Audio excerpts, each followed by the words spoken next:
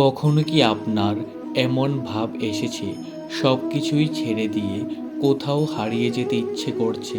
দায়িত্ব, প্রত্যাশা, সম্পর্ক, প্রতিটি পদক্ষেপে যেন নতুন বোঝা জড়িয়ে আছে। কখনো মনে হয় কাজগুলো এতটাই ভারী যে শান্তি পাওয়ার একমাত্র উপায় হচ্ছে সব ছেড়ে দেওয়া। এই প্রশ্নটা অর্জুনও করেছিল। পাণ্ডবের কণ্ঠে উঠে এসেছিল সেই পীড়া, সেই দ্বিধা।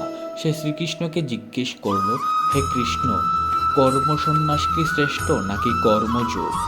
শ্রীকৃষ্ণের উত্তর, এই প্রশ্নের মাধ্যমেই লুকানো আছে সমগ্র মানব জীবনের রহস্য।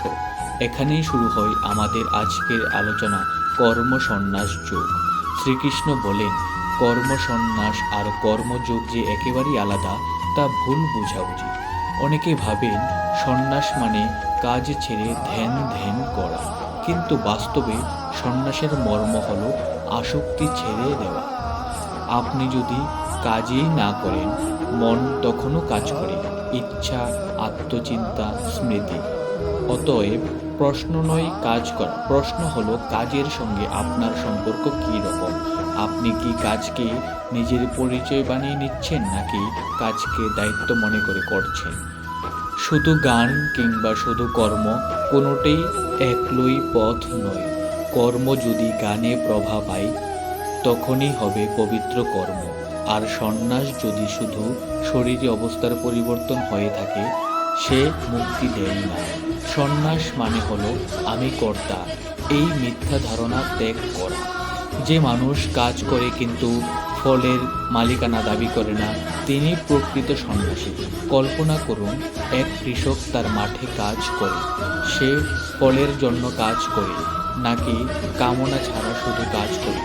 একজন কর্মযোগী যখন তার কাজকে দেবতার অপার মনে করে, সে ফলের দাস হয় না, সে মুক্ত হয়। সন্ন্যাস মানে পালিয়ে যাওয়া নয়, বরং ভেতরের দাসত্ব মুক্ত করা। জ্ঞানী ব্যক্তি কর্ম করলেও তিনি শান্ত থাকেন, কারণ তিনি বুঝেছেন নিজে কার্যকারী রূপে কাজ করেন, কিন্তু ফল তার হাতে নেই। সে ভালো বা খারাপ সব কিছুই সাময়িক, তার সঙ্গে মন আটকে থাকে না। আপনি কোনো প্রতিকূল অবস্থা বা প্রশংসায় ভাসালেও তার আভ্যন্তরীণ স্থিতি বজায় থাকে। এটি অর্জিত হয় অহংকার ত্যাগ করে, প্রতিটি কর্মকে সুশৃঙ্খল মুক্ত করে। ইন্দ্রিয় যদি অদক্ষভাবে চলতে দেওয়া হয়, মন বিভ্রান্ত হবে। চোখ যা দেখে, কান যা শোনে, এসব যদি আমাদের উপর বিধ্বংসী প্রভাব ফেলে, তাহলে শান্তি খুঁজে পাওয়া কঠিন। কিন্তু ইন্দ্রিয়কে নিয়ন্ত্রণ করা মানে অত্যাচার নয়, এটি মানে বুদ্ধির আলোকে ইন্দ্রিয়কে পথ দেখানো। একজন সত্যিকারের যোগী প্রথমে নিজের ইন্দ্রিয়কে নিয়মে আনে, তারপর পৃথিবীর সঙ্গে মিত্রতা করে। শান্তি বাইরে বাস্তবে নয়, ভেতরের নিয়ন্ত্রিত মনেই। শ্রীকৃষ্ণ আমাদের বলে দেন, জ্ঞানী মানুষ সকল জীবনেই এক আত্মাকে দেখে। সে উচ্চ নিম্ন, ধনী দরিদ্র, বন্ধু শত্রু এসব বিভেদকে পেরিয়ে যায়। সে কাউকে ভয় বা ঘৃণায় দেখে না, কারণ সে দেখেন সবাই আত্মার অভিব্যক্তি। এমন দৃষ্টিভঙ্গি একটি সুনির্মল জীবন নির্মাণ করে, ভিতরে সহানুভূতি, বাইরে সদাচরণ। এই সহদর্শিতা আমাদের দৈনন্দিন জীবনে কেমন কাজ করে? চলুন ভাবি, কতবার আমরা কাউকে সামান্য একটি ভুল বিচার করে ফেলি। জ্ঞানী সেই ভুলকে ক্ষমা করে, কারণ সে জানে সবই সাময়িক। শ্রীকৃষ্ণ বলেন, ইন্দ্রিয়ের সুখ প্রথমে মধুর, পরে বেদনাদায়ক। সে সুখ বাহ্যিক জিনিস থেকে আসে, তা কখনো স্থায়ী নয়। বাইরের আনন্দ যতই বেশি, আভ্যন্তরীণ ক্ষুধা ততই বাড়ে। কিন্তু ভেতরের আনন্দ, যা আত্মজ্ঞান থেকে আসে, সে একাকী নয়, নিরন্তর। এটাই প্রকৃত সুখ, যা কোনো পরিস্থিতিতে কমে না। সুতরাং আমাদের লক্ষ্য হওয়া উচিত ভোগ নয় উপলব্ধি, বাহ্যিক নয় আভ্যন্তরীণ শক্তি।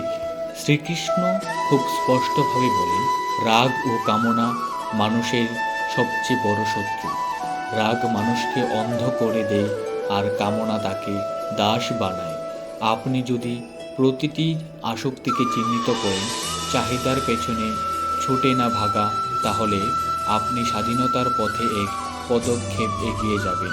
বুদ্ধি ব্যবহার করে এই প্রবৃত্তিগুলিকে দমন করা শেখা জরুরি, নিন্দা বা প্রশংসায় উড়ে যাওয়া থেকে রক্ষা পেতে। শ্রীকৃষ্ণ ধ্যানেরও গুরুত্ব উল্লিখিত করেছেন।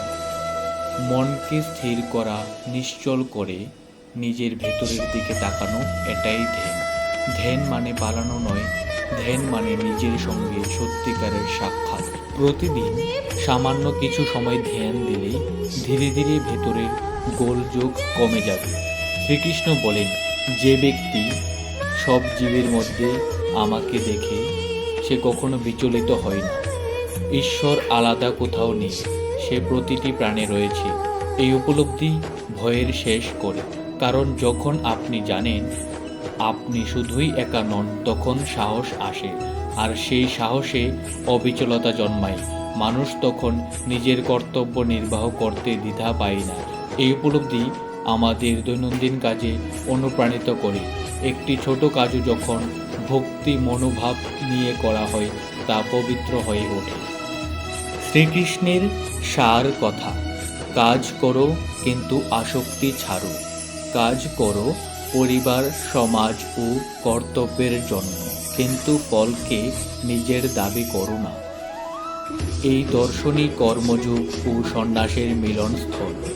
কর্ম বন্ধন নয়, ঠিকভাবে উপলব্ধি করলে কর্মই মুক্তির মাধ্যম।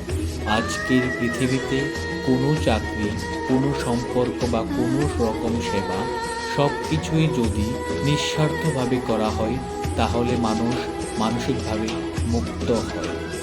আসুন আজ আমরা একটি সহজ সিদ্ধান্ত নিই। আজ থেকে যতটা কাজ করব, ততটাই মনোযোগ দেবেন দায়িত্বকে, আর ফলকে ছেড়ে দেবেন ঈশ্বর বা জীবনের হাতে। ভিডিওটি যদি আপনাকে শান্তি বা প্রেরণা দেয়, অনুগ্রহ করে লাইক করুন, কমেন্টে লিখে জানান কোন লাইনটি সবচেয়ে বেশি স্পর্শ করেছে, এবং সাবস্ক্রাইব করুন যাতে আমরা পরবর্তী অধ্যায়গুলো আপনার সঙ্গে শুনতে পারি। কর্ম করুন, অহংকার ছাড়ুন, শান্তি আপনার মধ্যেই জাগুক। ধন্যবাদ। হরে কৃষ্ণ।